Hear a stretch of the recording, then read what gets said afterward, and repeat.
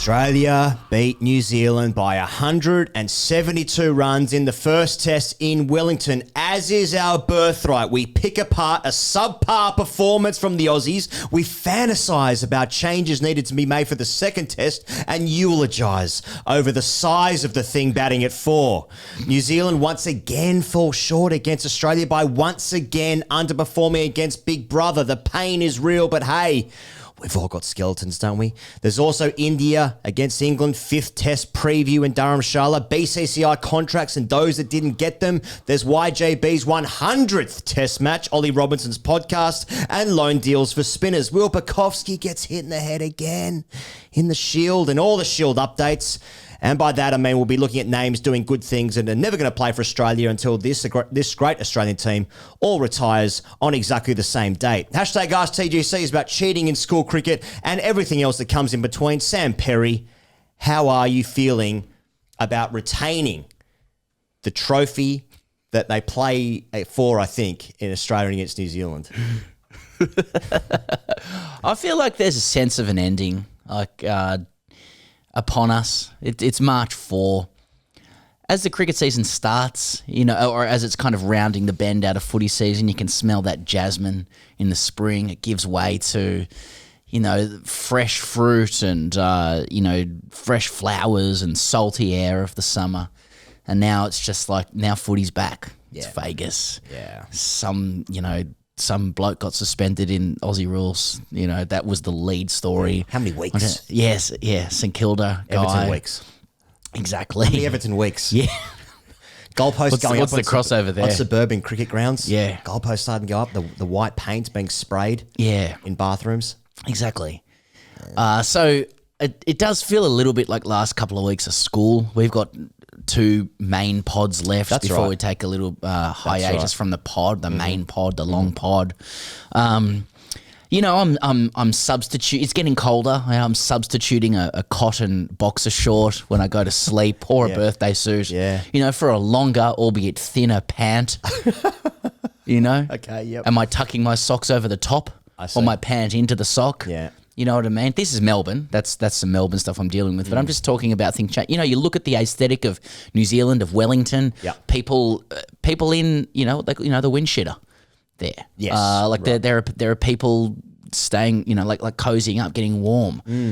Here in Melbourne it was Super Rugby round. Every single Super Rugby team was here. Nobody knew about that. Yeah, that's right. Right, but they're all here. All here. Things have changed, and yet some things stay the same. Big Brother, Australia, New Zealand stuff. I really enjoyed seeing some Kiwi stuff this week. Hadn't been there for 8 years. Yep. We got a cavalcade of commentary, just piercing its way into our ears every single day, underscoring the emotion that New Zealanders feel about Australia being there. Yep. And the pain as that game went on. And the sort of commensurate frustration we have that despite winning by 172 runs, changes need to be made. Yeah. So I'm happy, and I'm embracing the changes. Yeah. Seasons are changing. Changes afoot. Yeah. But not in this particular series where the same thing that always happens has already happened. Support for TGC comes via Patreon, patreon.com/Great Cricketer. You can get behind TGC there. You can sign up for $5 or $10 a month US. If that's what you want to do to get behind TGC and keep this whole juggernaut rolling, get hashtag AskTGC Fridays every single week for more of this frivolity. Talking about the first test match there, Australia batted first. They were sent in by New Zealand, made 383 in the first innings.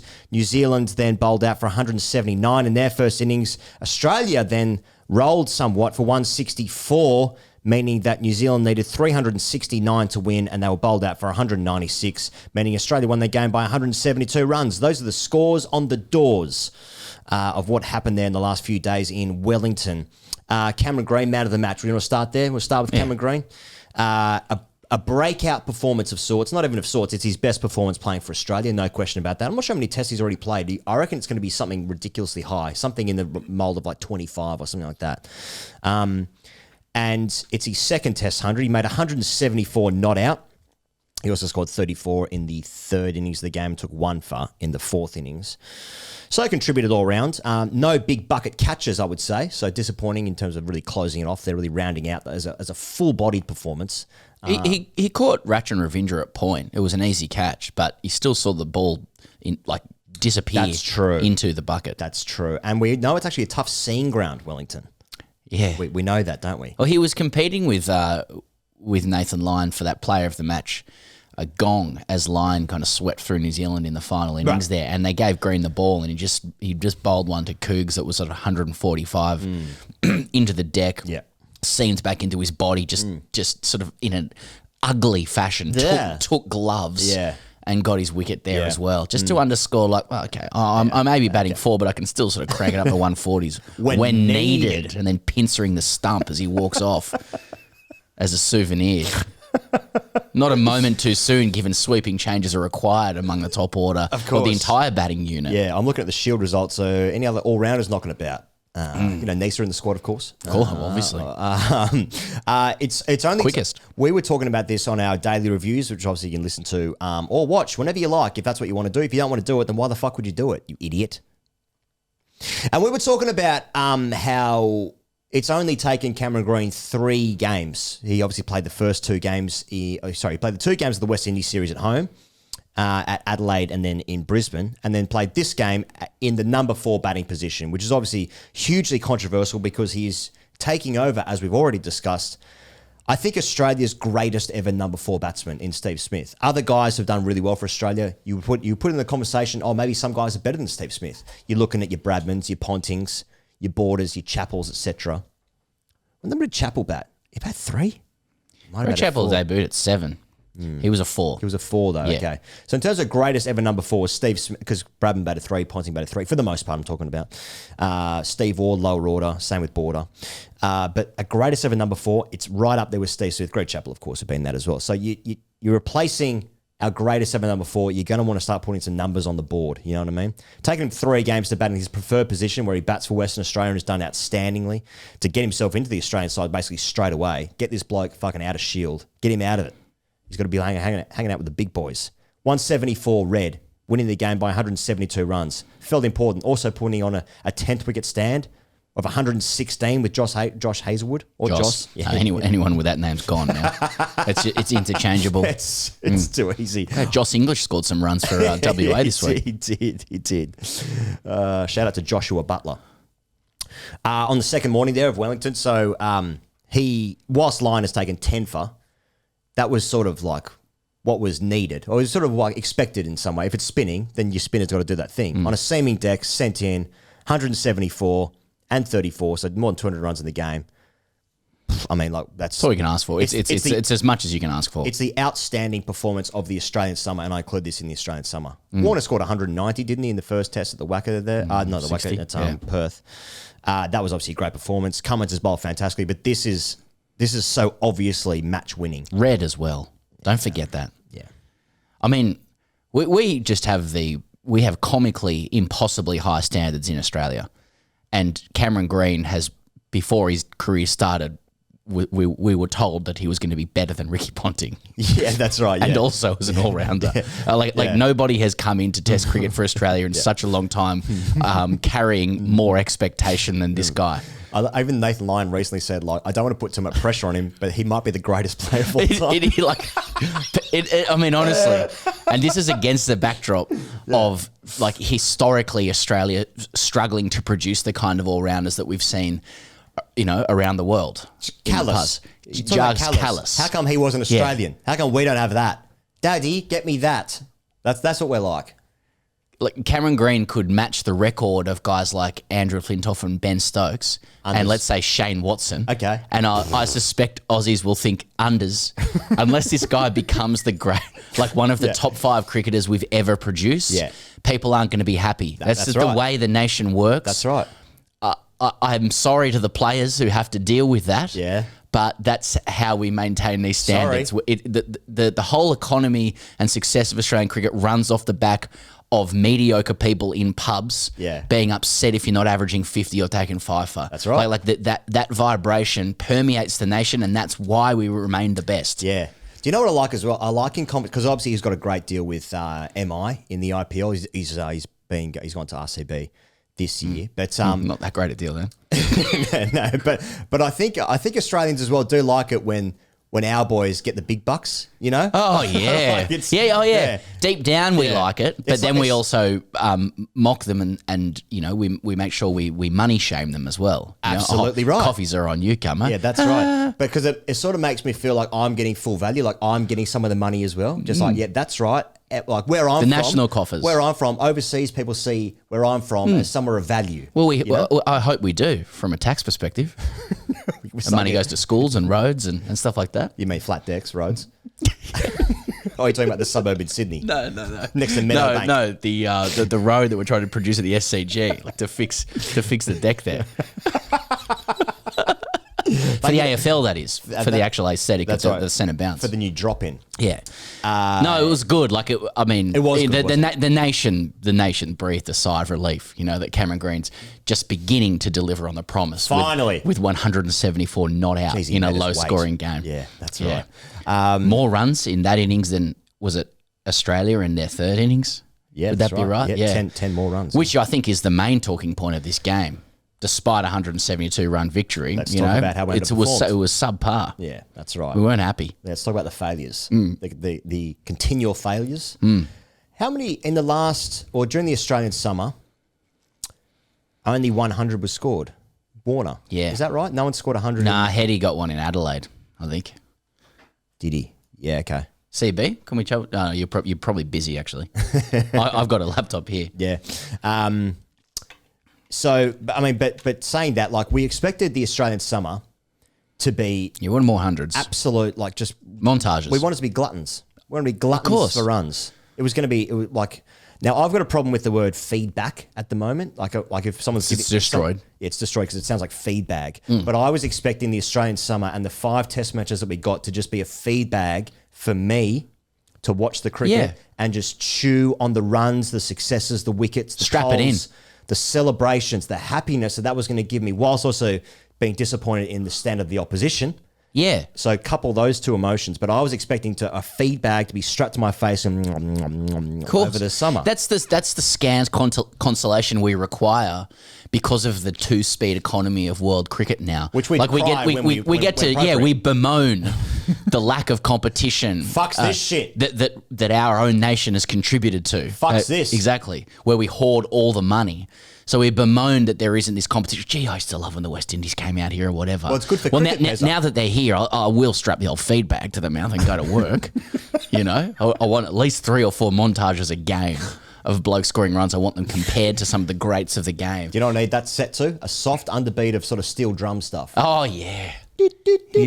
Yeah, that kind of stuff, you know? Is that Mario Kart? I'm not sure. Let us know in the All comments. shot in 8K or some shit. Yeah. Yep. Yeah, but we didn't get that. Instead, it was we only won 4 of the 5 tests. I'll tell you who was a good bowler.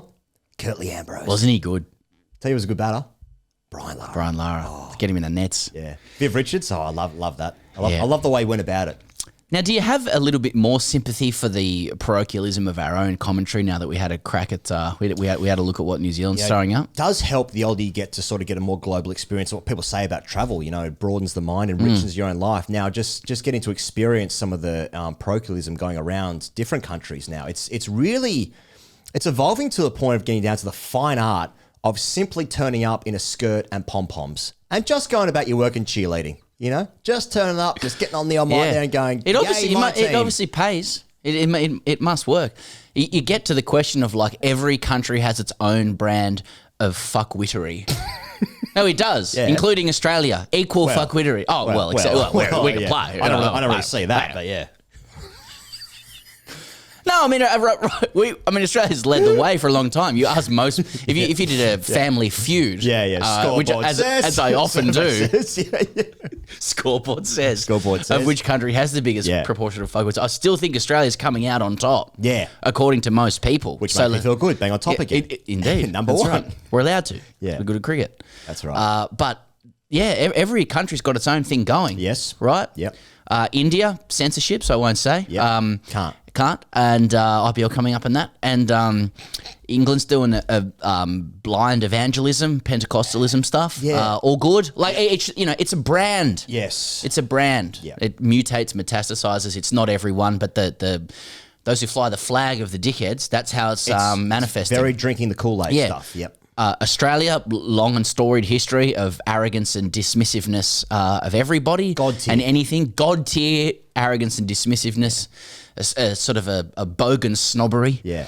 And now New Zealand, just what is it? Just a lot of pain about Australia. A lot of dismissals simply described as "oh no." Yeah. There's an air of resignation, which it breaks the heart a little. Articles in the lead up to this test match saying like New Zealand need to really harden up and sort of match the arrogance of the Aussies and stuff. Okay, yeah. Would you say they need to go toe to toe? They would, yeah. And kiss. No, that's what New Zealand tried to do for a while there. And this is what I'm asking you. Okay. We were always suspicious of the nice guy stuff. Always. Because you just understand that humans aren't like that. It's state of nature stuff. It's Thomas Hobbes. And also, anytime you meet a 10 out of 10 bloke, you're like, there's something. Do you have a dungeon in your house? Yeah, that involves dolls or mannequins. That's right. Yeah. That you turn up, you turn over and you go to work. That's right. And that was the general view towards New Zealand. Yeah. But now we're seeing a different, I don't know if it's a change of PM or whatever, we're seeing a different type of Kiwi mentality come out, which is like just a bit of visceral sort of scorn for Australians. Because we love the stories of the All Blacks, the national, like you would say fundamentally the national team of New Zealand, the All Blacks, like the humility that they show whilst also being one of the greatest sporting teams in any sport in the world. But yeah. Cheats. Yeah. Living offside. Richie McCaw was born offside. Like Philippe Inzaghi. And so we like the humility of like, they clean up after themselves, you know? Even though they're so good and they're so refined and they represent their country so beautifully, you know? The Maori population, you know?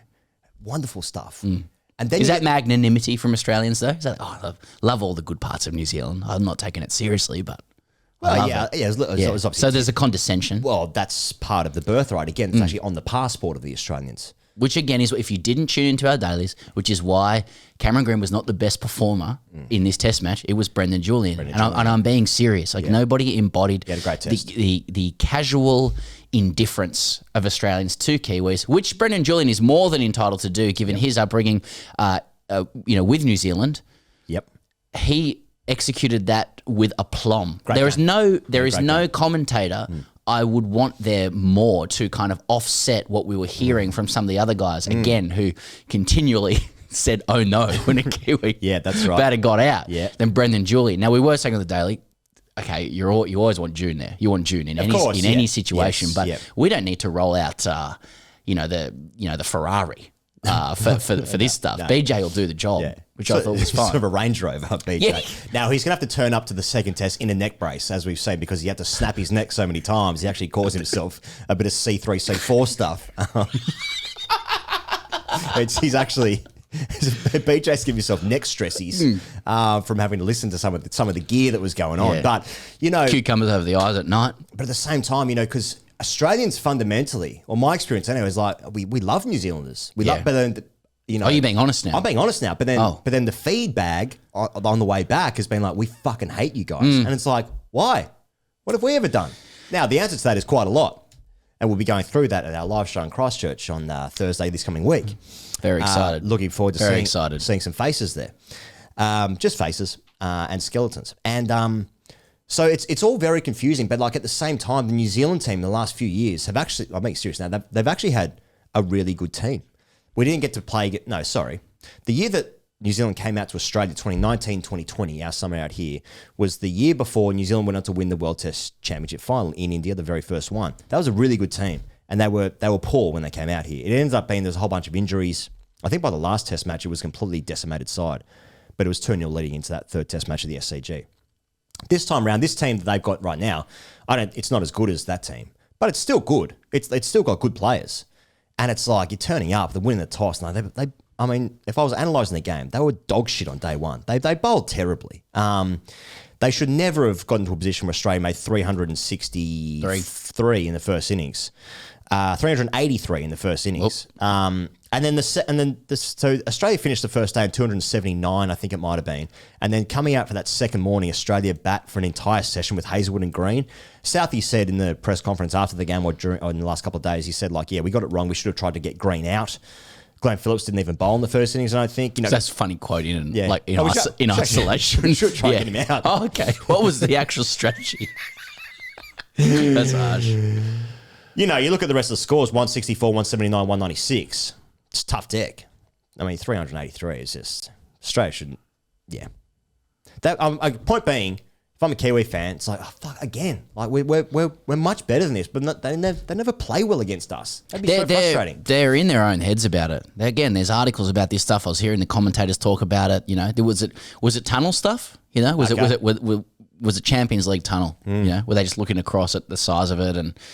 Not Will O'Rourke, obviously. I feel like Australia with the athletes and New Zealand with the mascots, Yeah, that's what I'm saying. Australia walking out with the mascots. Yeah. The thing is, Australia make 383. Why couldn't New Zealand just bowl at the stumps, just top of off, just hit more stumps, just chip away at the channel, Anyway, three. Because you got to remember, and you've forgotten, it was 3-0 in the T20 series as well. So 3-0 in the T20 series, 1-0 in the Test series. If you play multi-format, that's 10 zip. You're looking at 14 zip, clean sweep. Now, there's been a bit of chat about whether Kane Williamson is a feed bag merchant, in that he reserves his runs for the lower tier boys. Incorrect. He's at the trough for the lower tiers. It's incorrect. That's rubbish and disrespectful and insulting, and I wouldn't be surprised if he straps on a little bag himself, feed bag that is, straps a feed to bag be on. clear, in Christchurch. He's Kane Williamson's a gun, and he has done the business against Australia and India and England before. He has several hundreds against them and against some other big boys as well. He scored 800s against England, Australia, and India. Yeah, that's right. 8. And he's played some pretty good teams. Who aren't in those nations, who aren't of those nations. Sorry. So, yeah, that's rubbish chat. To be frank, and Christchurch is a different wicket. I hope New Zealand do take the gas and now pick a spinner and withdraw a quick or whatever it is, or over-index on spin now on a completely different wicket. Yeah. That would be good. But I do think that, I wouldn't be surprised if Kane scored some runs. Nathan Lyon took 10 for 108 in the game, 4 for 43, 6 for 65. It's undoubtedly going to upset a lot of people when he passes Glenn McGrath. He's 36 wickets away from McGrath's 563 wickets. I've got some stats. You want me to read through some stats here about Nathan Lyon? Let him wash. That's his 9th country he's taken a bag in. That's equal to Warne and Murali. So he's got him in Sri Lanka, in West Indies, in India, in Australia, obviously, in South Africa, in Bangladesh, in England, Pakistan, and New Zealand. That's the first 10-for in New Zealand for a spinner since Dan Vettori, and Murali did it in 2006 in Wellington. Lyon has now taken 119 fourth innings wickets, and that's the second most in history behind Warne's 138. Third is Harath, who has like a sort of forgottenly good record. Like his record's amazing, Harath. Over 400 test wickets, I'm pretty sure. Yeah, that's I include that last stat just because you were talking about it yesterday on the Daily. It was like sort of forgotten that Lyon for a few years he was being begged by the public to like win us a game in the fourth innings, and now he's got the second most fourth innings wickets in history behind Warne. So that's good, and I also just really enjoy the conversation. As I was saying to you earlier, Pez, I just really enjoy the conversation about Lyon and Ashwin. And like people feel like they have to choose, they have to choose between one, and I say like we should just. Is that like, have you made up that? No, I haven't seen that chat anywhere. Mate, I was reading about it this morning. People, I got it, mate. Pick your poison, mate. And people were just saying, we should just appreciate them while we've still got them. To see two greats at the same time, it's like Messi and Ronaldo. Oh yeah, that's what I'm thinking. Two greats at the same time. Yeah. Federer and Nadal, yeah. And it's just these ones. Yeah. It's just doorknobs. Two of the greats just doing that, Both of them sitting next to each other in cricket's Ballon d'Or, Social clips for days. Yeah, you know what I mean? Lyon's kid saying Ashwin for the first time. Being clipped. Oh, wow, it's our Ashwin. Yeah, boys. Yeah, I think it's just wonderful. Just two greats at the same time. We're so lucky to be in this era. Anyway, Lyon was good, and I think his contribution as well. He made 41 in the third innings. He's one of Australia's greatest tail enders. Yep, people. There's absolute nonce chat, but it's true. People would have seen the state. He's got the most runs in Test cricket history by someone that's never made a 50. Yeah. I'm not interested in that shit. Like he's sorry, I don't mean that to reject what you just said there. Sort of. Oh, please. No, because the thing is, when you start talking tail end batters, you always going to come back to the McGrath Gillespie stuff. McGrath against New Zealand 61, Gillespie Bangladesh, Gillespie in that partnership with McGrath, the Happy Gilmore. Yeah, it's got to get into the gear where where there's shots of the dressing room, absolutely hosing themselves at the fact that this absolute moron with a cricket bat. Goober. He's an absolute goober, has managed to eke out 17. Yeah. How the fuck is this happening? What's this witchcraft that I'm observing? But whereas that was kind of the case with, that was definitely the case with Glenn McGrath scoring runs. Definitely. Yeah. Less so Jason Gillespie. Yeah. Nathan Lyon is he's more in the Gillespie, even better than Gillespie mold as a bat. Now, he doesn't have a double ton, so maybe you can't say that. But some of his innings for Australia with the bat have been extremely important. Especially recently, less than Edgbaston with Cummins. Yep. And that shot off Stuart Broad over wide mid-on is one of the best shots I've ever seen live under pressure with a baying crowd. Then you do have to remember that Edgbaston is a fortress. Yeah, that's right. It gets very willing there and difficult for oppositions just because of how full on it is. They talk about that and Galatasaray away. Well, the Australian crowd and Merv Hughes' collective had to be held in the ground until the England fans had left. That's right. Just for safety reasons. Yeah, indeed. Yeah. So he's it just underscores what a cricketer he is. First grade. His brother and these there, the trees. Yeah. And you saw the catch he took off Ravindra. He's really valuable in the field, and he also appears to have very willing and enjoyable conversations with Murray Erasmus at square leg. So that was his last game, Erasmus. Is this one coming up, or was that it? I read that was his last curtains? test. Curtains for Taylor Swift's #1 fan. I heard he was aware of that. That meme. Yeah.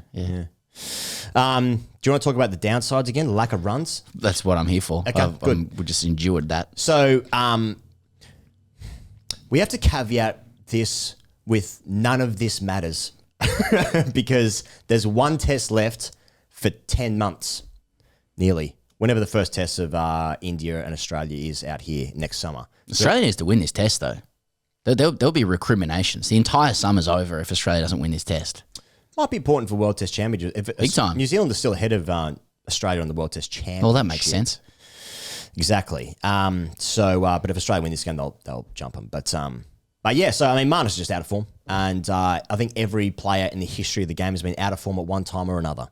This is the moment that Marnus appears to be in a bit of a rut. But we just forget how quickly he literally saved the game at Manchester in the fourth test of the Ashes to help Australia secure retention of the Ashes. But since then, there's no doubt it's lean and doesn't look like scoring a run. It looks timid, it looks nervous, it's fishy, it's caught on the crease, it's finding ways to get out. He's out of form, but he's going to play this game and he's going to play a season of county cricket. He's obviously got the Shield season at the beginning of next year. It's so long before they next play a test match and he's playing this one, so it doesn't matter. But he is out of form. Thoughts? Well, Cummins just straight up blocked any chat about it, or any conversation. Yesterday, I think, it was just absolutely not considering anything to do with Marnus leaving the team or being dropped. I agree with you. Unfortunately, in media environments and public discourse, as opposed to the private ones in Brooklyn. Yeah, that's right. And online spaces, you can't just say someone's just badly out of form. That happens in cricket. Yeah. It has to be a full investigation as to whether the player has been fooling us for all these years. He must be eradicated. Fuck, he did well to fake averaging 60 for 4 years. He tricked us. Yeah. Bastard. Or to anchor the team in the World Cup final, where he just played an excellent role for 17 games. I know it's not in white clothes, but that was on at 2:30 in the morning our time. Yeah. So, It's a like, I don't know. I feel like 15, 20 years ago, a guy could just be out of form. Like, there's a bit of pressure on him. He needs some runs. But this is the thing. It comes down to like the feelings and the meaning and the culture and the prestige of Australia's number 3, whom we expect to like anchor and just deliver bulk at all costs and times. And if Marnus isn't doing that, alongside Steve Smith, like it's like their cycles are in synchrony. You know what I mean? The old McClintock effect. They're not. It ain't. It's all synced up. With these two. Yeah. So the thing is, if you can fix one, you might be able to fix both. At the moment, they're Thelma and Louise. You know, driving over the cliff style. Like if you can fix one, you'll get both going again. I see. Yeah. You know what I'm saying? So someone needs to be Brad Pitt in that scenario in the Thelma and Louise. Just some sort of rejuvenation needs to happen. Something. He's got to go find himself, magic mushrooms, I don't know. Like can you rip Marnus Labuschagne away from cricket? Yeah, someone said, Marnus, enough's enough. Get away. Oh, I have nothing else. Maybe he needs like some LSD trips or something like that. Yeah. Or what's it called when you go to like South America and you have like ayahuasca? Yeah, okay. And then you start seeing like parts of the universe and how it all connects and stuff like that. Maybe he needs that. He's a religious man, so maybe that wouldn't fly with him, that sort of gear, that sort of Joe Rogan gear. But I'm just suggesting some alternatives. That's right. I don't want to see him come back to Queensland, to Brisbane. I don't need any more social clips of him playing backyard cricket. Great as it is, good stuff. All the boys, you know. He can do it. Just do it in the privacy. Do it in private, you know. Or I don't need to see him, you know, heading to an indoor ball machine, self-feeding ball machine at 1 a.m., you know, driving a little lime scooter out there and overcoming. Like, can Marnus fix what he needs to fix just through improving kinks in the technique?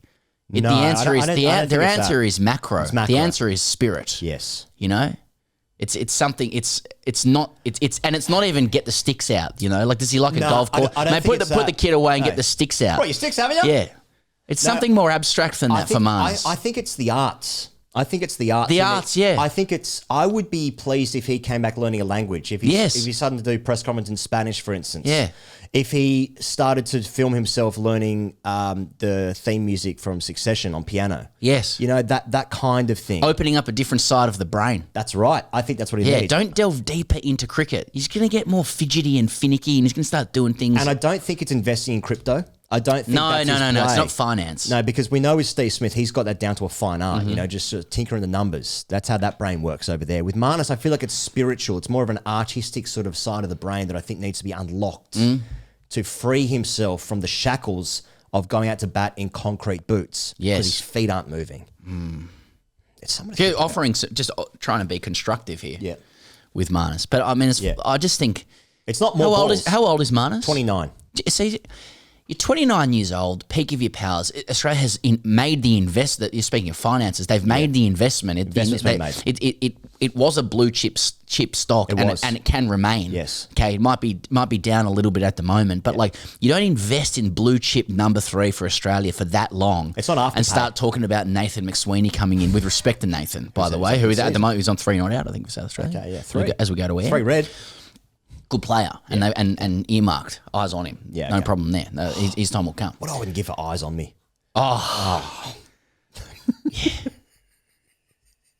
Made indeed. We happy to fourth wall at we're going to talk to Ratchet and Ravindra today. Didn't happen. All good, but that was one of the questions I wanted to ask him. Like, what's it like having world cricket coup over you? Yeah, just like man, you're a hot new young thing. Must be nice. Anyway, so I suppose what I'm saying is, you know, just Marnus has got to get away. Ayahuasca, LSD, camping, religion, music, Toastmasters. Clay pottery. Yes. Yes. The arts, theatre, Belvoir Street, John Doyle, playwright.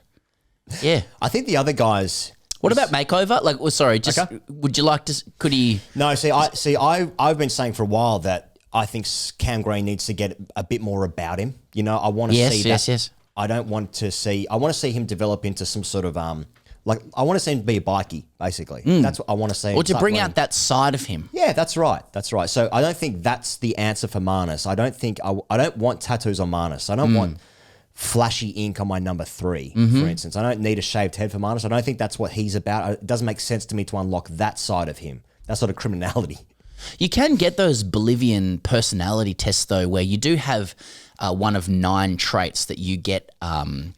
You get, now this isn't Scientology, but you do get like you land on one of the numbers, which is who you are. But what they encourage you to do is to develop the wings around you. So if you're a number 3, develop your wings of 2 and 4.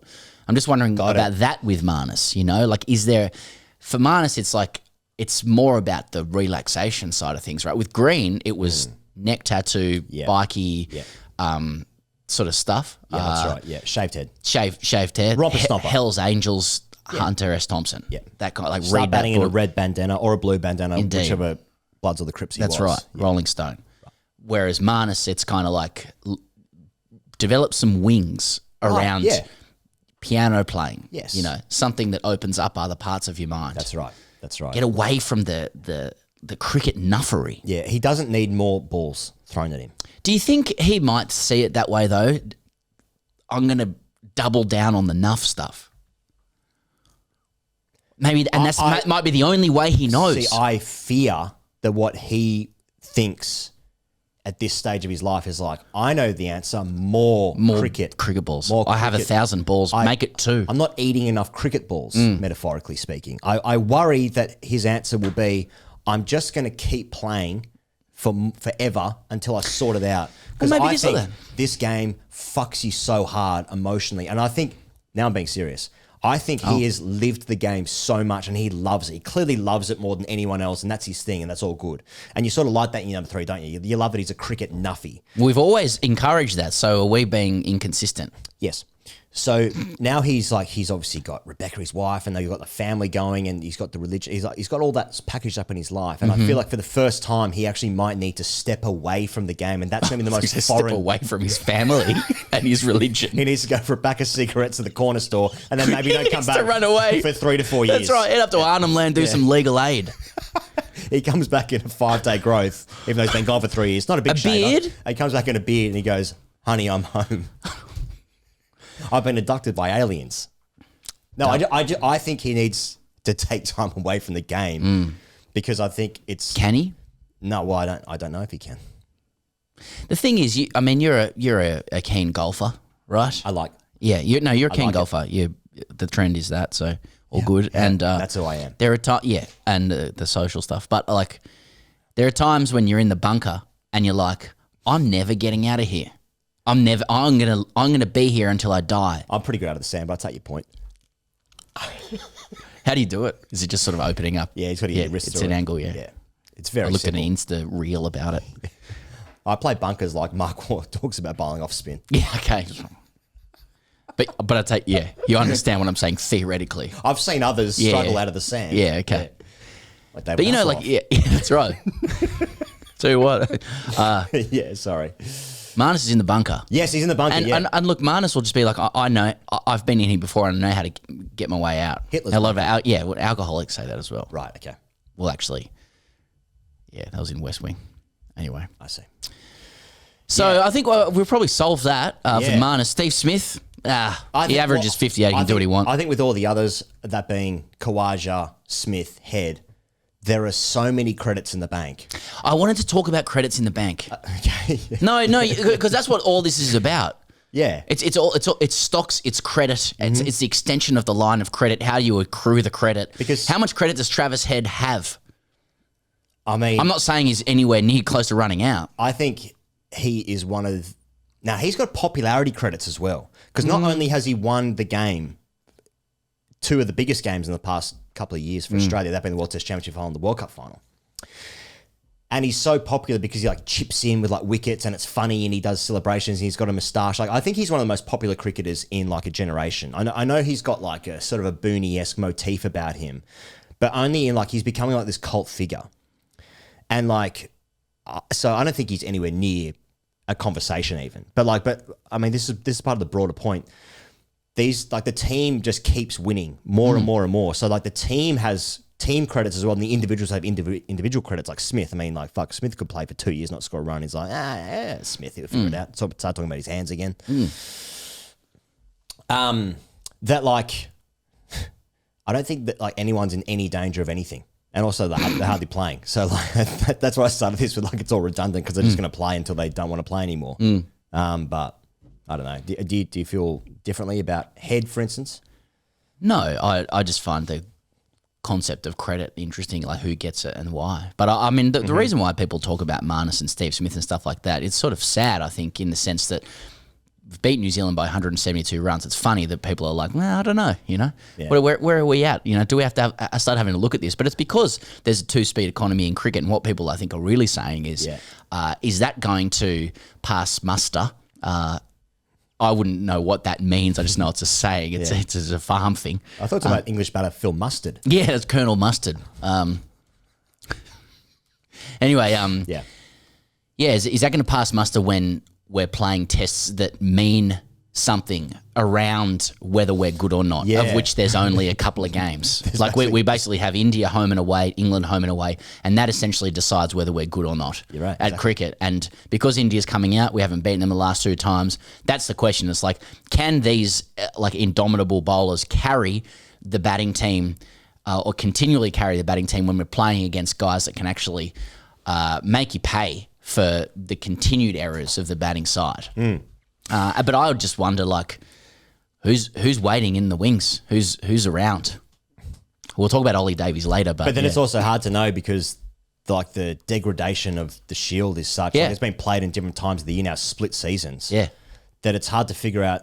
I mean, that's obviously the best benchmark of who is next to come. There is no other benchmark for it. But it's now like, but the gap is probably becoming wider. That's it. I feel like this Australian side has been I think at some level the powers that be know that the ecosystem and structure of international cricket is such that it's best just to have a squad of guys who are your guys, and it's actually quite hard to get in because the structures and the places to bang the door down are being degraded, as you say. Yeah. I mean, we can point to Cameron Bancroft, who's been excellent for several years. Beyond that, they're like, it's difficult to show that you belong. Well, Marcus because you're doing it at Karen Rolton, yeah, and they're doing it on like a difficult wicket in New Zealand or in India or whatever. So you're always going to have that question of like, well, does it apply? Does the Shield is Shield fit for purpose? Yeah, I'm talking about the one day stuff like Daniel Hughes averaging 60 in list day cricket, and like how many of those runs were at North Sydney Oval though? You know, is it like he's never got a shot for Australia, and his record for New South Wales in white ball cricket is fucking unbelievable. I've always said New South Wales guys do get held back unfairly. I think it's a conspiracy. Let's talk about New Zealand. Okay. Once again, scared of Big Brother.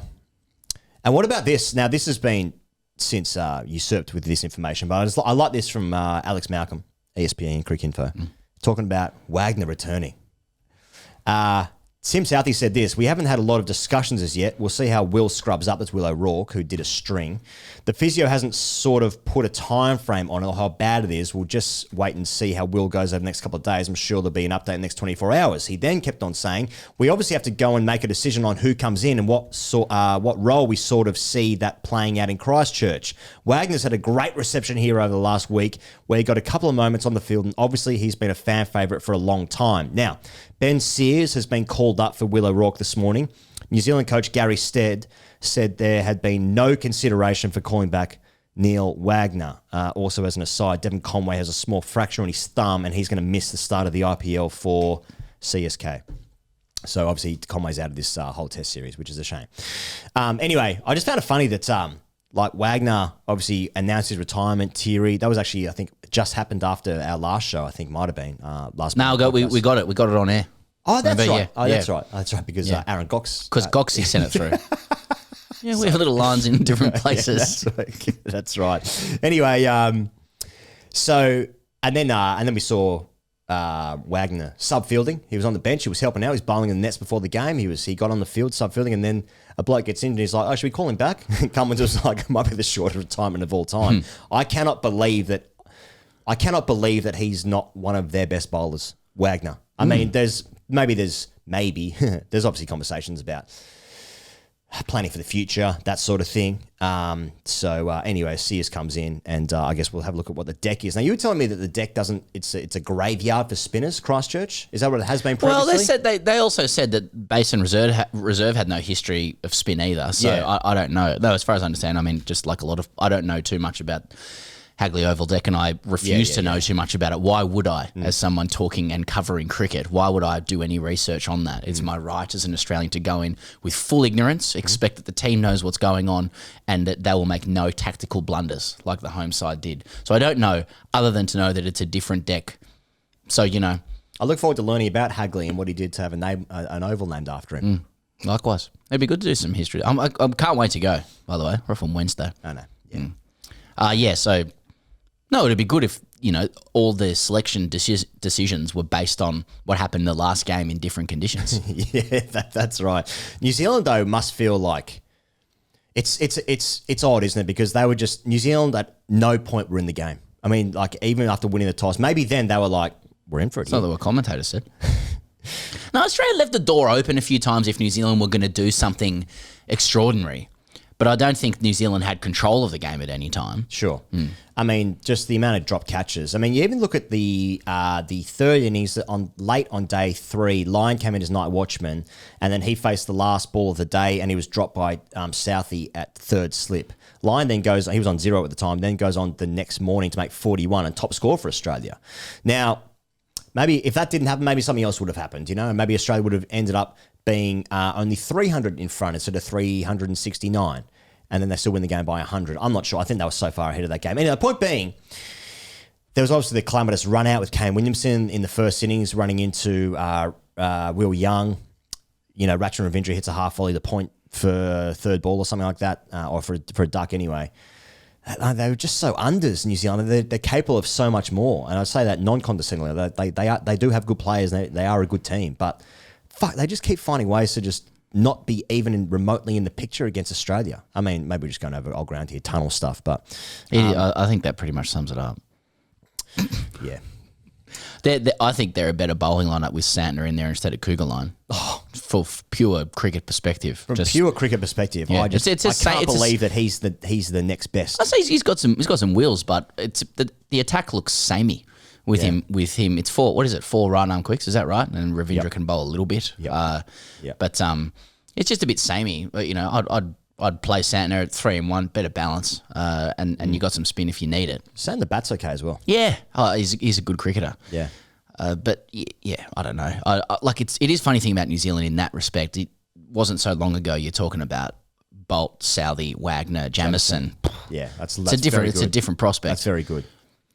You look at the middle order, Ravindra, Mitchell and Williamson. Conway at the top, who's done really well in Test cricket. And then you have those bowlers. It's like, that's a very good team. Okay, I'm mixing up Tom Latham and Blundell regularly. I can't remember who's keeping and not. Yeah. And again, that's my right. Yeah. But still, it's a very good team. Nick Henry? Which one is it? Yeah, Henry Nicholls, best number 6 in the world, isn't he? It's so arrogant. Now, speaking of arrogance, let's talk about us. Now, we had a question on our Patreon show, #AskCGC Fridays, 2 weeks ago, Pezza. We had a question in from Muzz, our friend Muzz. Yeah, Muzz. Who was asking us about the enhanced games and a number of other things anyway, as that often is the case on that Patreon show. We got to talking about what people wear at the cricket, and we put a challenge to Muzz, didn't we? That if he wore a combination of cricket paraphernalia, namely a CA-branded hat, because he's an Australian fan, AFL jersey, and an Australian flag written on it with his hometown cricket club or rugby league team, and then he had to get on TV. If he did that, we'd pay for his subs next season. So Muzz accepted the challenge. He was there. It was there on days 1, 2, and 3. I think it might have been over there in Wellington. He dressed in a CA hat, St Kilda Guernsey. And the CA hat was Legionnaire's hat. Legionnaire's hat. Yeah. He's wearing Smith Optics as well. Nice little touch. St Kilda Guernsey, Australian flag with St George Illawarra Dragons written on it with a white marker, possibly twink, as they call whiteout in New Zealand. And he got himself on the coverage in between overs. It was awesome. The DMs were popping off. A lot of people saw it. A lot of people were excited by it. It's one of the best things that's happened to TGC. Fair to say that. So the reason we were talking about it was because he was worried about going into New Zealand and whether he'd be held up at gunpoint. Oh, yeah, that's right. for the choice of paraphernalia, as in there might be officials concerned about him and his history. Yeah, that's right. If he was choosing to wear those things, and we were just making the delineation that you might have 4 machine guns in Australia pointing at you for doing anything, whereas in New Zealand they're probably just like, no, you're an adult, you can do what you like, which is another good thing about New Zealand. Yeah, exactly. And so he took the challenge and delivered. So we offered to pay his subs, and he wrote in. And he said, in lieu of paying my subs as I no longer identify as a cricketer, it would be awesome if you could make a small donation to TGC's favourite charity. I can't recall if it was the Chappell Foundation or Greg Chappell's GoFundMe. So we're going to donate to the Chappell Foundation on behalf of us. We're good for it. Chappell Foundation raises funds for frontline charities who provide shelter care, education, training and a better future to homeless young people. That's what the Chappell Foundation does. So well done, Muzz. Well played.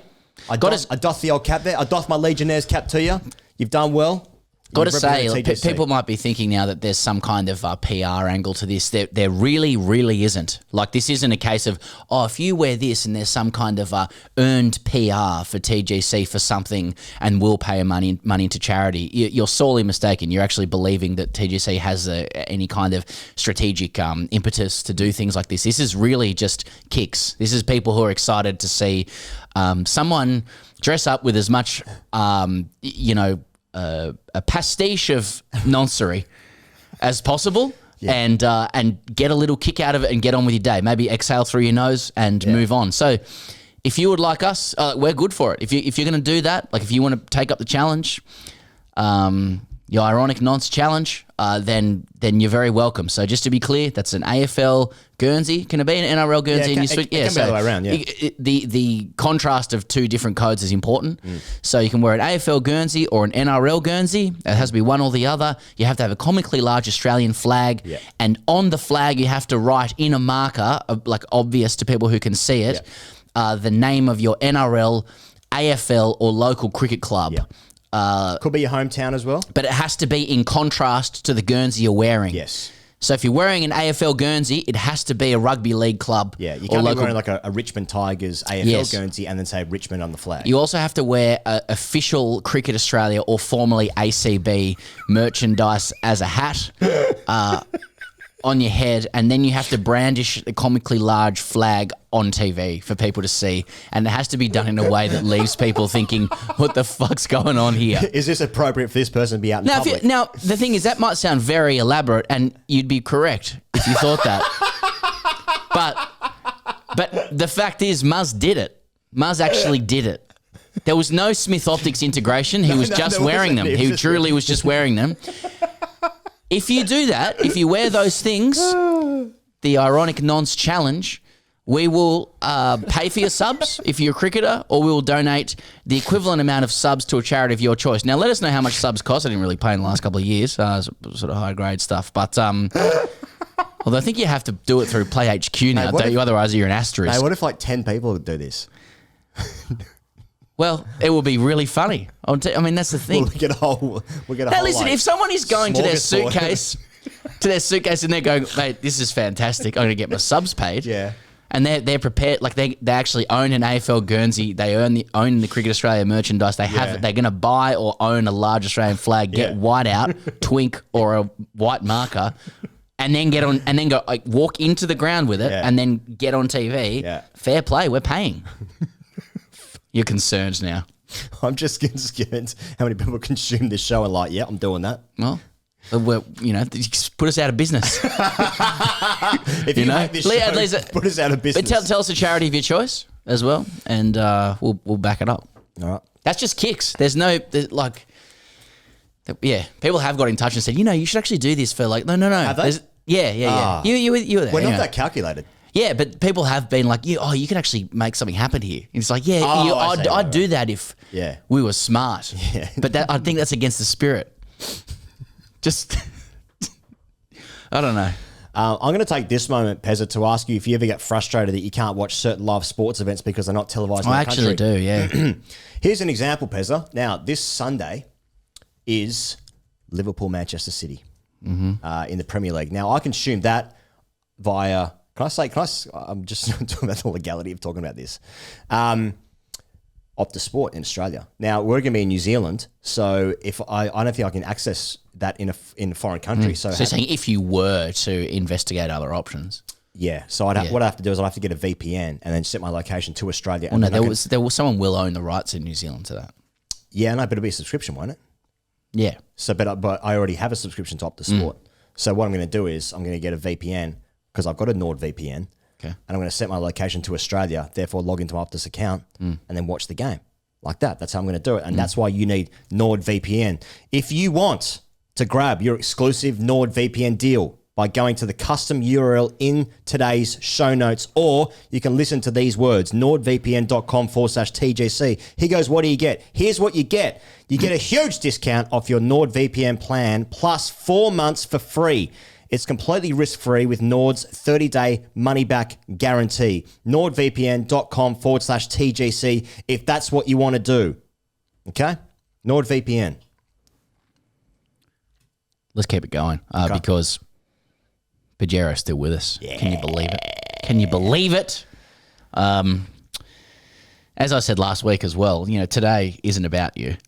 It's not even about me telling you about cricket. There's a different kind of adventure at play. Here he goes. I see. The Pajero sport. Is that right? Now, I know you're asking what kind of SUV is this? Is this just any kind of SUV? Is this any kind of Well, no, SUV? it's not. It's actually the Car Expert 2023 Best Four-Wheel Drive Off-Road SUV. Different to SVU, which is Law and Order. Law and Order program. Yeah, Yeah. that's It's right. not the same thing. This is a car. No, we're that's a talking TV program. about. Okay. You're talking about a car, are you? This is an automobile. Oh, okay. Yeah. Gets you from A to B? Yes. What about C on weekends? Yes. Okay. Off-road. Yeah, that's right. The Pajero Sport isn't just about getting you from A to B. Okay. It's actually about taking adventure to the next level. Next so you have adventure at a particular level that you experience it in. Yeah. What's over there? Yeah. Now, if you'd like to take, you're like, I'd like to sort of broadly and vaguely take my adventure to the next level. Next level. Pajero Sport's the automobile see. that can do that for you. Now, what are the particulars of the car? Heads up. What are the What are the particulars, say, to automobile enthusiasts? Well, it's got braked towing capacity of 3.1 tons. It's not 3.1, is it? Yeah, oh yeah. Tons? Yep. Doesn't just carry your gear, it hauls your dreams. Whether that's a caravan, a boat. So this is obviously when you're taking you know, you're carrying your team on your back. No, Got it. a trailer full of cricket gear. Well, it said it doesn't just carry gear, okay? Okay. And it's got advanced four-wheel drive performance and Super Select 2 four-wheel drive system. Advanced four-wheel drive performance. So you've got your four-wheel drive performance, right? Now that's when. Have you ever driven four-wheel drive? Yes. Oh, really? Yeah. What like off-road? No. Okay. No. I did that once in Alice Springs. It was fun. Yeah? Yeah, going up some like sand dunes and that. I'm legit. Was it? Alice Springs 2009. AJ and Christian, shout out. Okay. But we used some four-wheel drive gear. Now, I don't know if it was an advanced four-wheel drive performance. I don't know whether you sort of have advanced, novice, beginner, but nevertheless. And I don't know if it had Super Select 2 four-wheel drive system. So it's actually the ability to switch between two-wheel drive and four-wheel drive at speeds of up to 100 k's an hour. So you're going 100 clicks. 100 clicks. And you're just flicking between them. Yeah, right. So if you're cruising on the highway or tackling the rugged outback, the Pajero Sport has you covered. Has to be rugged, doesn't it? You never seen the Outback. Yeah, I was quite smooth today. How was the terrain? Rugged? Yeah. I went to a hairdresser once called Rugged Yet Smooth. Oh, And just it was- covering both. Yeah. Not rugged then smooth. It was, Trying to shave without you. question, the worst haircut of my life. Oh, really? It doesn't exist anymore. That's why I'm happy to say the name of the place. Did you say anything while your hair was getting cut, or just go, no, it was great? But they were just starting up a business, so like it was near where I used to live, and I was like, new barbershop just opened up, pop down there, see what's going on. Young guy starting it, nice guy, and then the guy that cut my hair, it was like Edward Scissorhands had 30 beers, absolute butcher. Now, Edward Scissorhands he'd be quite good, wouldn't he? Not with 30 beers in his system. Okay. 30 King Lears. Yeah. Britney Spears. Anyway, and then because they were just starting up like their website stuff, it just started to get a bit of a vibe in the community vis-a-vis social promotions. Fucking hell. Anyway, bloke took a photo. Start up a website there. Anyway, bloke took a photo on an iPad, just like, do you mind if I take a photo for the like their socials, whatever. I was like, yeah, no dramas. Looked at it, it's like one of the worst haircuts of my life. Yeah, Just anyway, like clumps taken out. Yeah, real short, uneven, no good. Anyway, that was I still think about it most days, but I still love getting haircuts. That was rugged. Yeah. Yeah. Anyway, we're talking about the 3.1. Anyway, yeah, capacity. no. So you got to elevate your game. Pajero Sports ready to take you on your next big adventure with the performance, capability, and style to make every journey legendary. Okay. Now that is a promise. Every single journey is legendary. Just going down the shops, get some milk, come back. Who's saying that too? The Mirror. The miso. The mirror. Have you ever been on a legendary journey?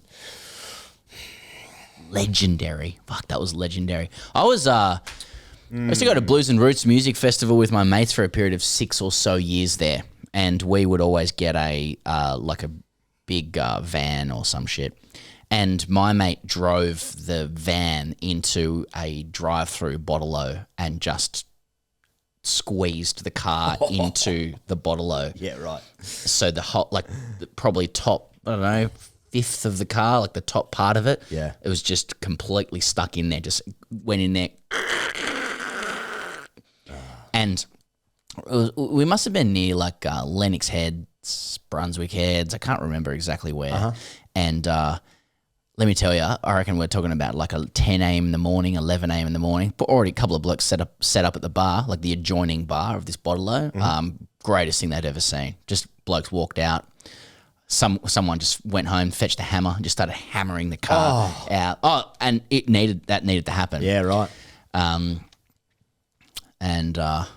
That cost a bit of money. Sure it did. No, I try and think of even a massive road trip I've been on. You know, some guys like go to like the US and they do like a Mustang and they drive cross country. I did that. That kind. Yeah, I've never done that. I've never done like a cross country adventure. I don't think. I drove from Sydney to Melbourne. That doesn't really count. I mean, it's a 12-hour drive, whatever. But no, I've never been on a legendary. I went, like a mate of mine, the three of us were in the US and we drove from, and it must be nice, and it is. We drove from Vegas to San Francisco, and at the time, one of my friends was, attempting to court an American woman that he had a relationship with in Australia. Oh, I've heard about people doing this. Me too. Novel idea. Yeah. A woman. And time had elapsed, and we were going to San Francisco to meet her, and we were all sort of friends, but like I think we were going to get some accommodation with her. And on the night before we left Vegas to go to San Francisco, this is after maybe we'd spent 3-4 weeks in the US driving around, she let him know that actually she was seeing somebody else. Perfect. Yep. And legendary. And the night before was he was a bit disconsolate, but we had a good night. I'm sure we did anyway. And then that morning, when we took off from Vegas, it was like, oh my God, come on, let's go and get your girl. Putting the Bitches Back On by Elton John. Anyway. Yeah. Let's go, girls. And it all culminated in arrival in San Francisco, and we went to Dolores Park for July 4. Okay. The night before, we'd watched Origin. Oh, yeah, right. Had without going into it, some of the most explosive, worst influences, and so we felt like rat shit. Yeah, right. And we got there, and he's great, and I know he's watching, which is why I'm kind of dragging this out. But we got there, and his great party trick is that he has a concave chest. Yeah. And so his great party trick is that you can do shots out of his chest. Okay. Yeah. And that's when people, that's when the party gets started. I see. Yeah. And this woman's new man was there only to, once the concave chest came out from my friend, his great magnum opus, Yeah. you know, where he might have the woman drink out of his chest once more. Right. Okay. Yeah. This man took off his own shirt to reveal his own concave chest. No way. And now we're sucking vodka out of both of their chests.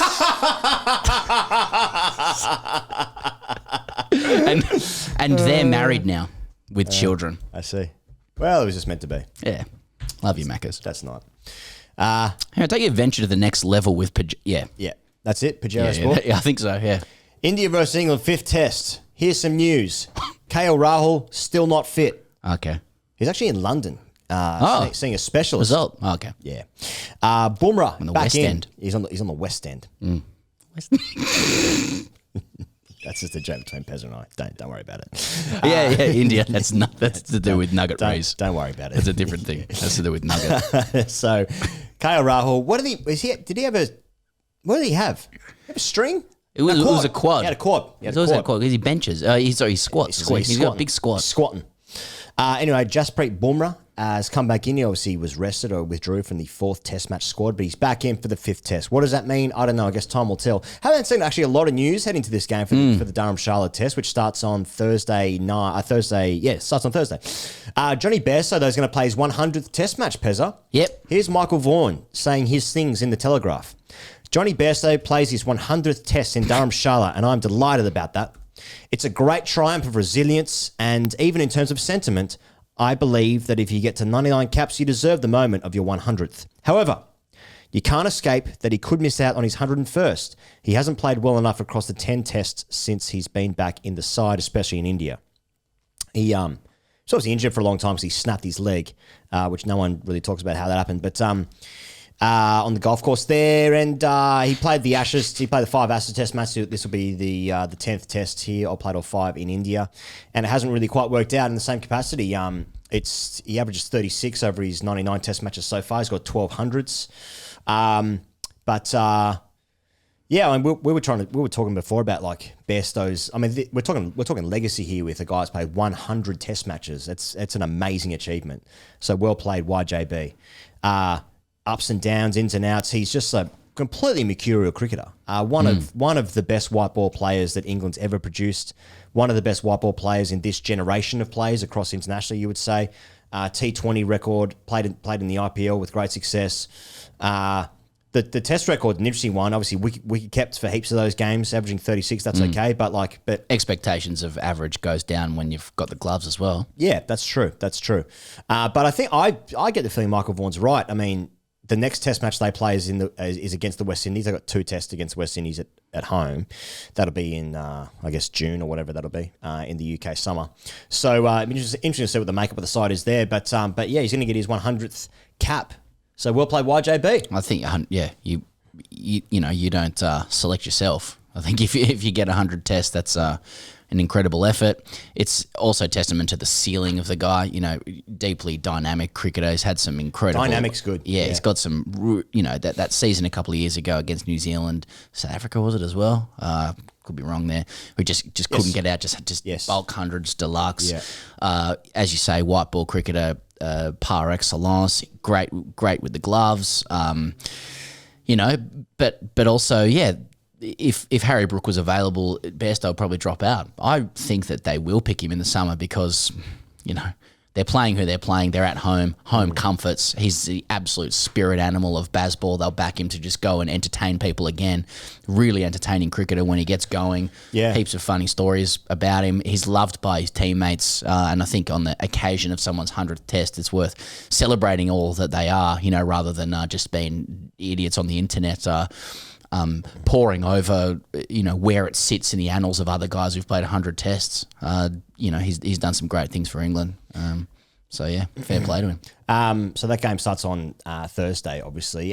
So there's some news about BCCI contracts. They split the contracts into grades. So it's A+, awesome. A+, A, B, and C. Those are the levels.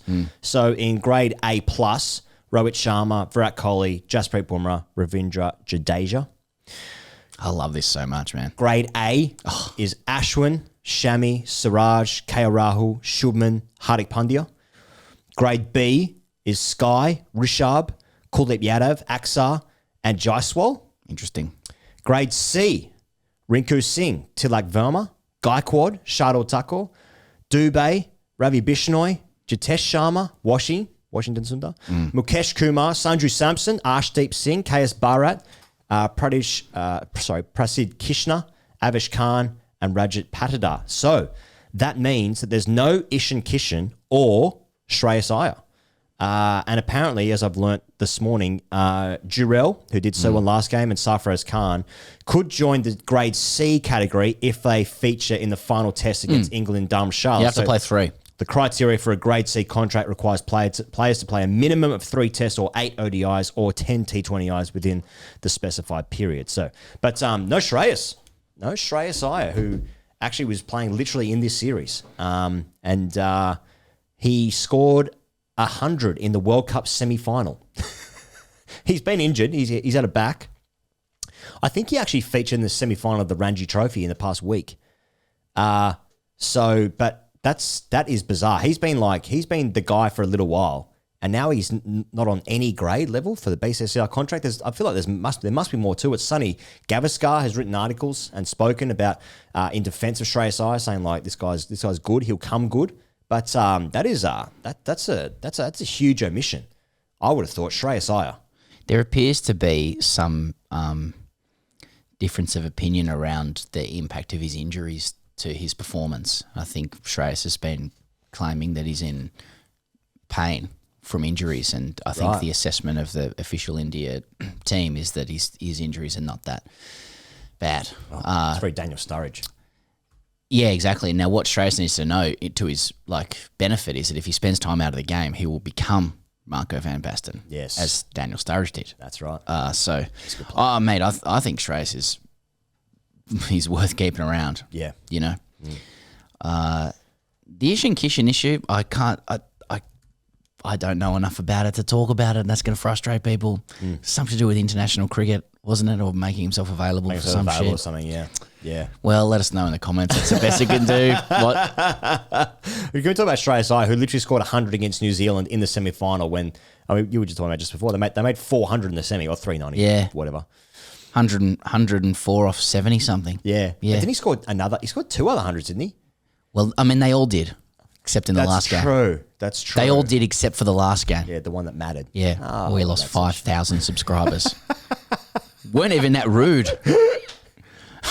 Why didn't we said anything? Well. Well, I mean, you could probably let us bring it back to us, but again, comments let us know. Was it particularly sort of obnoxious? I don't think it was. I feel like I've been more obnoxious to New Zealanders recently. Yeah, that's right. Maybe we are losing a higher proportion, as much of a proportion of Kiwi fans. That's maybe two true. of them. Maybe true. Fucking hell. Maybe true. Anyway, so that's what's going on. So we talk about the Sheffield Shield, talk about the... look, I'm sorry, mate, but on India, England, I'm just pulling out a little section of, again, best in the business, Ali Martin. Just talking about Ollie Robinson. Okay. He makes it clear that this is only a side issue. So Ali's really clear that the issues with Ollie Robinson, and how he went in the last test, which was he was very unders, and what he's... Yeah, that's right. And he's saying they're very on-field performance related and around his own fitness and stuff like that. Yeah, but seems to be one part of this piece that people like. Have his piece? It says, though a side issue. He's making the side issue. Though it's a side issue. Yeah. Robinson's podcast with social media influencer Mia Baker, his girlfriend, has also frustrated a regime battling with public perception. Sure. He revealed a visa error by the management at the start of the tour, and in the episode published on Tuesday after the 4th test, he marvelled at the luxury of the private jet the team took from their mid-series break in Abu Dhabi. At England's request, the episode has subsequently been taken down. Well, it won't be the first. I think solidarity with I think solidarity with the podcasters for me. You know, this scourge of the burning of the books. You know, when things are said that are real, like we've had that stuff before. Sure. So I say solidarity with Ollie and Mia, me dog, Me dog. and And I think freedom of speech on that sort of stuff. Okay, Like yeah. he's If he's in a just luxury jet. he's literally doing his job. He's spoken what they wanted a quiet part to be out loud. Private jets, Abu Dhabi, Yeah. couple of visa issues. This is the kind of like, I don't know. This is the kind of stuff the English journalists would be worried about as well. It's like, you know, Robbo is doing what everyone feared athletes would do, starting to break the news and not provide that sheen of like polished PR that athletes usually engage in when they're in, you know, places like in sort of public spheres. I think a lot of people will hope that the podcast continues. I think a lot of people will be wishing that more gold is going to come out of this show. That's what makes like it's a good. all just content. Yeah, it's all just content. It puts like we're in trouble when you've got Ollie Robinson just saying from the off. He's just like, mate, it was a visa error. We can't compete with that. This whole thing was a visa fuck up, and then also like love me a private jet I tell you, over it to was Abu good, Dhabi. the fucking private jet when we Yeah. ducked off to Abu Dhabi. Yeah. Brought our sticks. Lost the next game by 343, but fucking hell, the jet was nice. After it was mid series. It was their mid series break. Yeah, Mid-series break.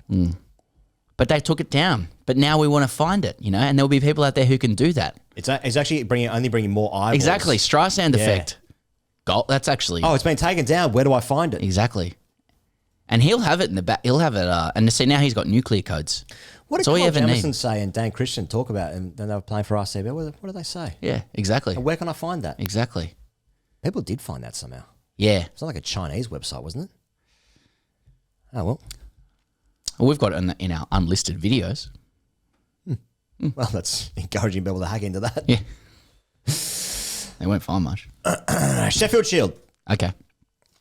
Will Bukowski got hit in the head again, man.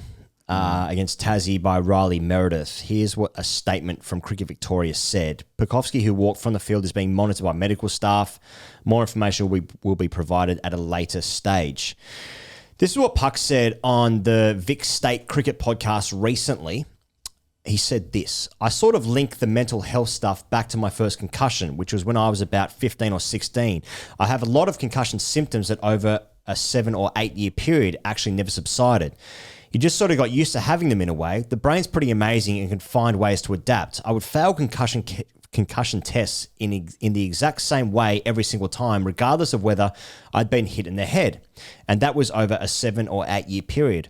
The mental health has been a much bigger issue for me than even the concussions, he added. I don't fear for my long-term health. It's more the mental health side that's been the tougher part. One day I'll be ready to tell my whole story and it'll probably make a lot more sense. I've explained what I've been through to my inner circle of people, and actually all the responses I've got have been like, Jesus, I would never have guessed that in a million years. That doesn't even make sense to me. It hasn't made sense to me for years either. But I've been on this pathway to understand it all.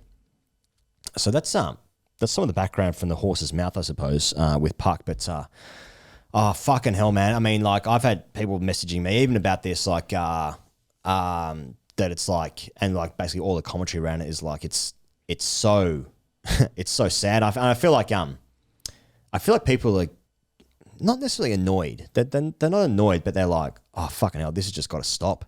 And I don't even know what you'd even say to that, because it's like I have absolutely no idea. People think that I'm actually a doctor, but I'm not.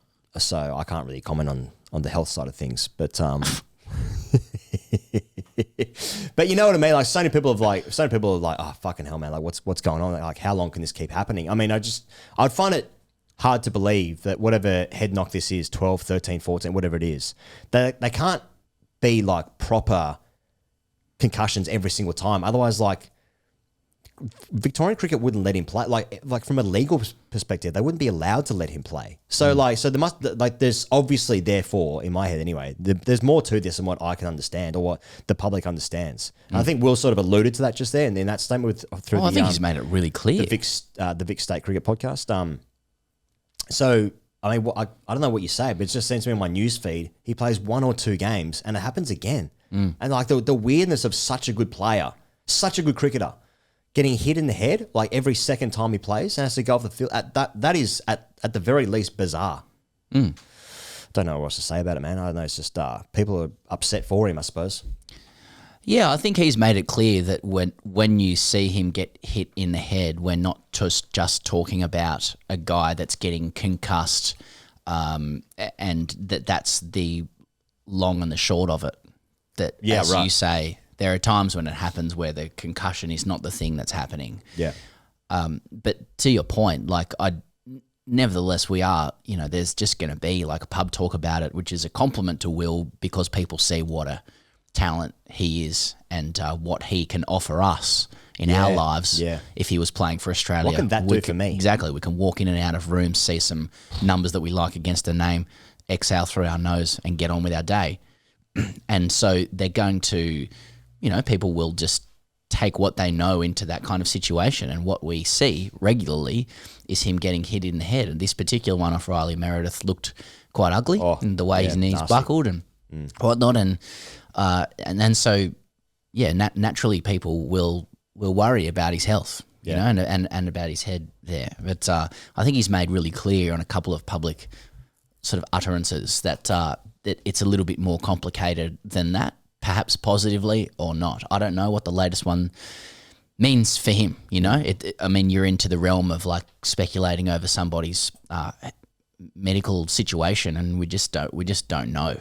Yeah. How it is. But I think what you can say from a sporting perspective, it must be so frustrating for him to so regularly find himself in games and then out of games, because of these incidents that happen, and probably for his coach and his teammates as well, So again, all you can do is wish him the best. It is something we've obviously never seen before. He did seem recently to have broken through some kind of barrier when it came to his own cricket, whether that was, through scoring 100 in his last game, which he hadn't done for a little while, or even before that in the second 11 game, getting hit, going off the field and resuming the game. These were all, kind of communicated as steps forward for him. So it must be, more than frustrating to have this incident kind of pop up again, but you are just reluctant to speak with any, and we love speaking with smug oversimplification about things, but to speak with any of that kind of tone when it's been made so clear that there is information about this that we're just not privy to. And Will has regularly said, I'll talk about it more later, and that when I do tell people, they say that they would never have guessed that. So I don't know what the latest one means in terms of everything that's come before. I suspect it's just another occurrence. So you just hope. What you can say simply is like, be great if he didn't get hit in the head with a cricket ball that much. Yeah, just get for excited. him and for I did see. I'm sorry. Just got to get excited. I think about like Will watching this, but I do think this is funny. I did see a comment on SMH under the latest one saying like, obviously a technique problem. Has he tried a motorbike helmet or something? I know it's a left field suggestion. Yeah.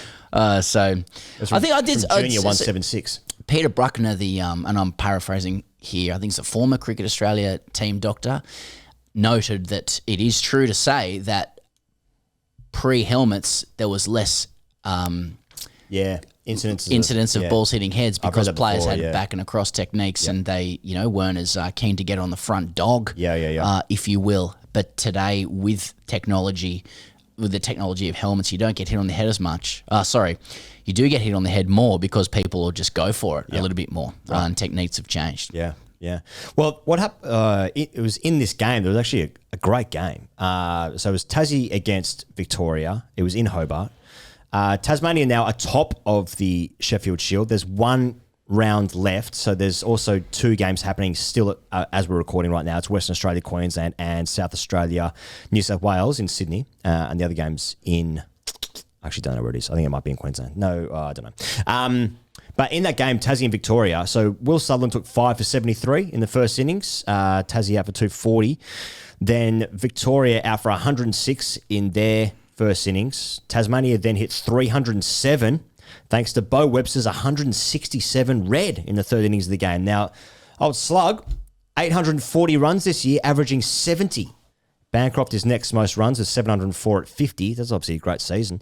Nick Maddinson made 109 in the fourth innings of the game of Victoria's 384. They fell 57 runs short. That's when the last innings of the game was when Puck got hit in the head. He was on 0. I think he might have faced 1 or 2 balls. So Nick Maddinson, since February 1, he scored 104, 108, and 109. So that's 300s in less than a month. Gonna go on with it. And Matto's 32 years old. It doesn't matter because in 2 years' time, he'll be 34 when there'll be an entire change. New South Wales. Yeah. So I think he's been batting very well. I think so. Western Australia and Queensland.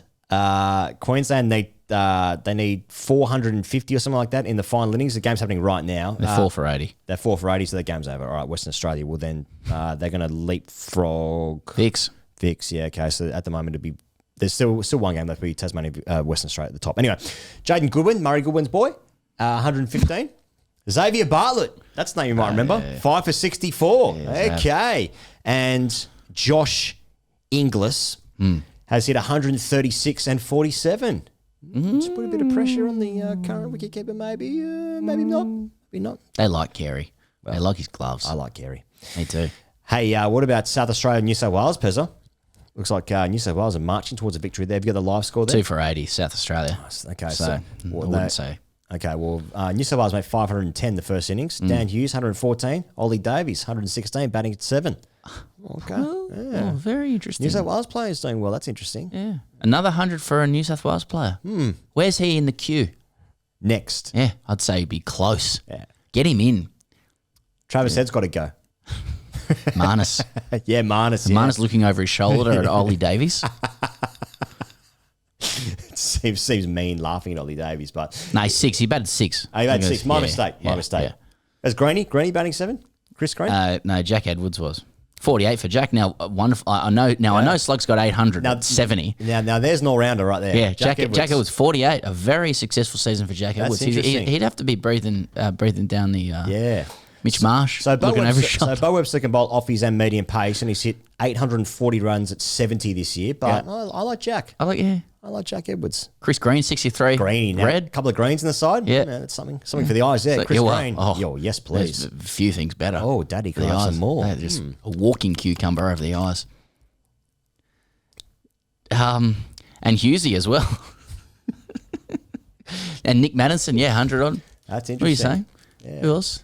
Charlie Stobo playing for WA. Yeah, Charlie Stowe. Is he playing this game? Yeah, he's playing. Yeah, He's been he's the winning very side. good. Yeah. Charlie Stowe, he's been...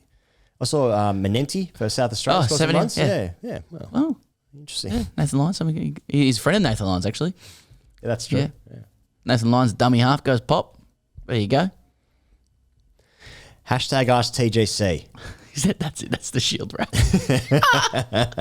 I think so. Tassie have a home final now. I think if with having won this game, I think that just about gets them sorted out for a home final. Right, okay. So Ooh, is that right? I don't know. Probably. Hard to say. Yeah. All right, hashtag Ask TGC. Do you want to read it? Yeah, I do. It's coming via Patreon, Pezza. Okay, Patreon. This is from someone who calls themselves Pat Cummins' Samurai Sword. Boys. Recent chats about childhood embarrassment and private school noncery has prompted me to write to you about my only lasting memories from my short-lived cricketing career. I was 12 years old and playing for my Year 7 school team in the leafy green suburbs of a private all-boys school playing grounds. From memory, such was our privilege, we played on a pristine turf wicket duly prepared by the large team of ground staff employed to manage the school's sprawling estate. However, this aesthetic juxtaposed with the fact that the boundary was marked by differently coloured plastic cones. I can't recall if the cones were the norm in school cricket, but from memory they sometimes created a level of uncertainty regarding whether the ball had passed over the boundary. And thus brings me to the incident that, for whatever reason, my brain hasn't allowed me to forget. My memory of the surrounding events is a bit hazy, but I think what happened was this. Our opposition was batting. They had been accumulating runs and we had been securing wickets, both at a sedate tempo. Predictably, there hadn't been many boundaries since every cricket-playing private school kid at that age had noodles for arms. Getting a 4 was a big deal for most of us. Their number 6 or so had hit a shot past me, fielding at cover or some shit. There was nobody in the outfield near where the ball was headed, so it was up to me to chase the balls that headed towards the boundary. It was tight, but I managed to get to the ball in time. Having watched much more cricket on TV than I'd played, I thought if I just tapped the ball in a backwards motion with my hands as it was rolling away from me, it'd stop. Then I'd be able to turn around, pick it up, and throw it back to the keeper. I didn't realise that I had to tap it backwards with quite a bit of force. It turns out that since both the cricket ball and I were travelling at a decent clip, my backwards tap only slightly slowed the momentum of the ball, like throwing a ball backwards in a moving car. This is very descriptive. I like it. Yeah, it was like the Glenn Phillips thing. Anyway. Therefore, even though I had reached the ball in time, I continued to roll about a foot over the imaginary line between the cones, demarcating the boundary. I felt pretty embarrassed at my effort and in frustration grabbed the ball and threw it back to the keeper. Oh, here we go. To my surprise, however, nobody realised that it had gone over the boundary. Everyone on the field was quite to assume that I had stopped the ball short and that the batters had run 2 or 3 or whatever. I was fielding on the other side of the ground to the dressing rooms and the handful of people watching, so nobody was close enough to see it go over. Rather than own up to the fact that it was a boundary, I went along with it and jogged back to my mark. Mid-jog, I took a peek back to the boundary to see if anyone I hadn't noticed saw my blatant cheating, and my eyes immediately locked with the 40-year-old groundskeeper, slumped over his ride-on mower, who gave me a look that resembled one from my regularly disappointed father. The shame I felt has stuck with me ever since, some 20 years later, and I've developed a physical tic that arises whenever I see a fielder attempt a similar manoeuvre in, for instance, the Finger Bash League. This tic manifests as either a sort of squirm or an exasperated breath out of the nose around the time the fielder contacts the ball. I still wonder what the groundskeeper thought of my actions that day. Did he lament that his job involved preparing leisure time facilities for the cheating, snotty-nosed children of affluent, negatively geared coats, actively working to make society worse for their own benefit, and that I, as their progeny, was destined to repeat the cycle as evidenced by my unsporting act on the field?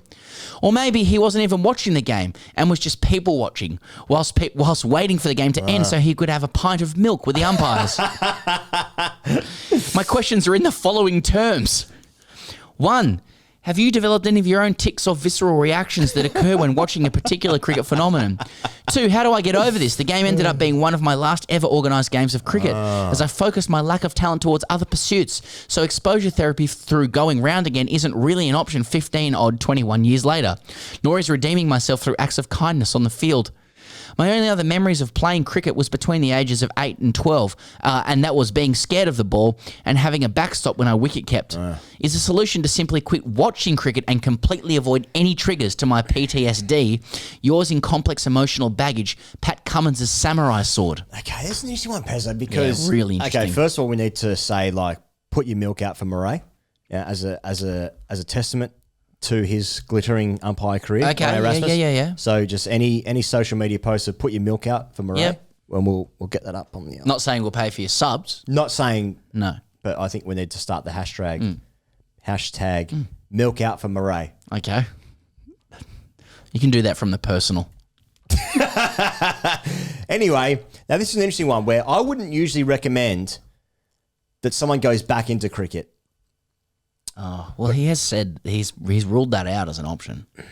But how interested is he in getting over his PTSD? I don't think you can just sit in the mire of just... What does he do once he's back?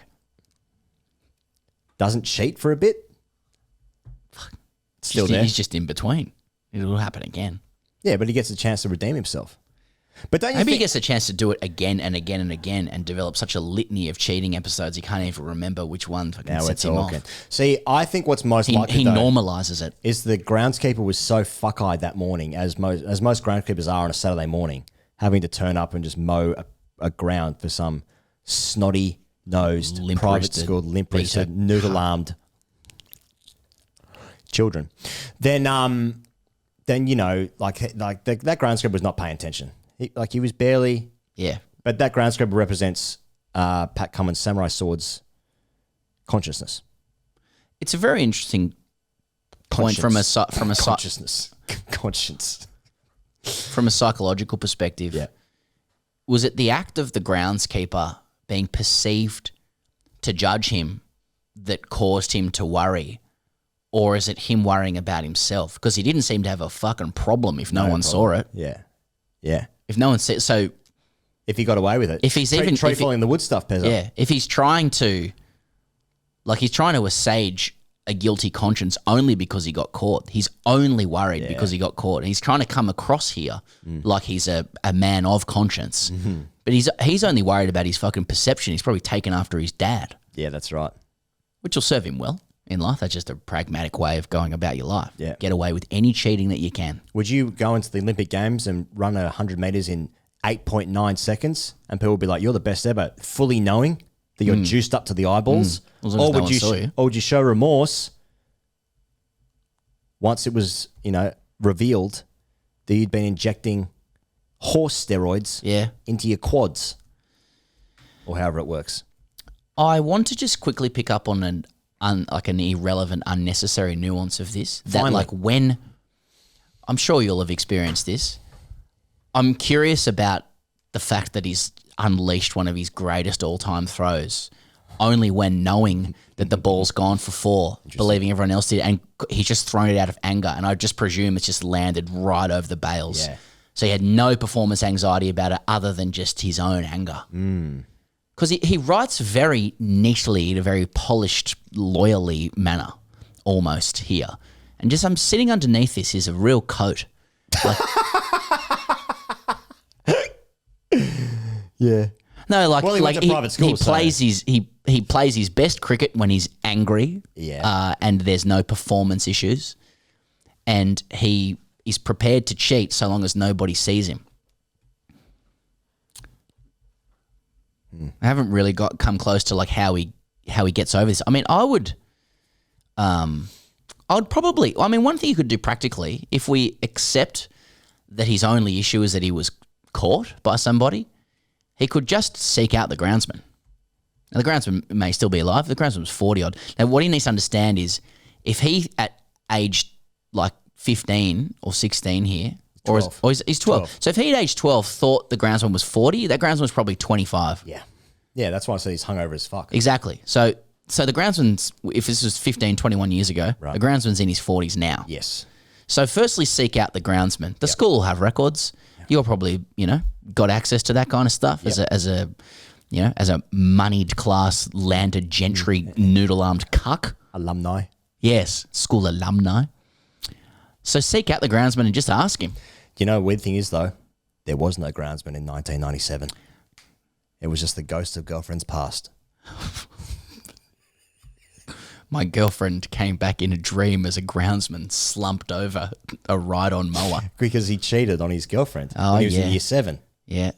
That's what this is about. He's also been done for insider trading because he got a job in finance and he's been cheating the system. That's what's happened here. He did he say, was he talking about sharing a pint of milk with someone? Yeah. He might need to, in terms of redemption, he might need to take up an umpire's course. Particularly, you mentioned Murray Erasmus. Yeah. And contrary to what you might think, not become an umpire who upholds morality and laws, but go the other way. On the take. Fully embrace the influence of the umpire. Only give decisions when players are friendly to you. They say your first name. They say your first name. Yep. Allow yourself to be tapped up Yeah. and charmed. To the point where you're engaged in light to medium horseplay with skippers at all levels. Do you know, to the point where you're almost like, are we flirting? and give decisions accordingly. Yep. So what you're really doing is normalizing the what many people would say is the reality of life, which is it's dog eat dog, Thomas Hobbes, nasty, brutish, short, get involved. It's something to think about. Thanks as always for your viewership, listenership, and indulgence in this here program. You can join us on Patreon, patreon.com/greycricketer, if that's what you want to do, and get around TGC as #AskTGC Fridays. This week, Pezza is going to be coming from Christchurch. We see you in Christchurch this week. If you're coming to the show, really looking forward to seeing you guys over there. And we'll be at the ground for the second test match for days 1 and 2 before we're flying back to Melbourne. You can catch our dailies here for the India-England test series and, of course, New Zealand and Australia. All happening at just about the same time. Thanks as always for joining TJC. We'll see you guys on the internet next time. Cheers.